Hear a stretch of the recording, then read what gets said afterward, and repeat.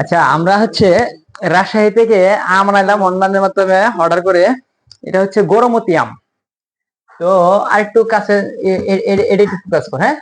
আমরা আমটা এখন আনবক্সিং করব, দেখি অনলাইনের মাধ্যমে আসলে কি প্রতারণা করে না সঠিক জিনিস দেয়। তো ওনারা বলছে সবচেয়ে বর্তমানে বাংলাদেশে সবচেয়ে বেশি মিষ্টি আম রূপালী, এমনকি হিমসাগর, তারপরে হচ্ছে মানে এইসব আম, সব আমের চাইতে এটা নাকি বেশি মিষ্টি। তো ওনারা হচ্ছে ওনাদের একটা মিটার আছে, মিটার দিয়ে চেক করে আর কি দেখাইলো ভিডিও। এটা হচ্ছে 6 কেজির প্যাকেট। তো 6 কেজির প্যাকেটে এখানে দেখি 6 কেজি হবে কিনা, আমার একটু সন্দেহ আছে। আর এই হচ্ছে আমের কালার। কলা কাটে দে,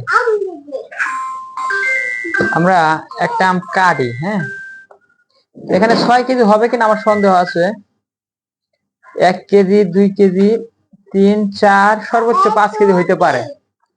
তারপর আমরা একটা আম কাটি, একটা আম কাইটা দেখি, এটা খেয়ে টেস্ট করবো আগে।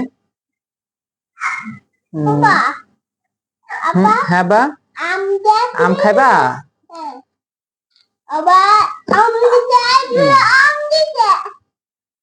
আমের গন্ধে মনে হচ্ছে না ওরকম একটা স্বাদ হবে, তারপর একটু খাইয়ে দিই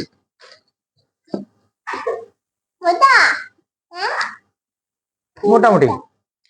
তো যাই হোক, ভাবছিলাম যে এই সিজন ছাড়া আম অতটা ভালো হবে না, তবে একেবারে খারাপ না, মোটামুটি ভালো।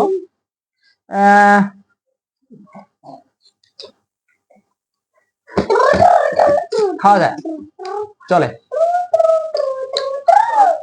তবে 6 কেজি আম অর্ডার করছি, তো 6 কেজি হবে কিনা এটা নিয়ে আমার সন্দেহ আছে।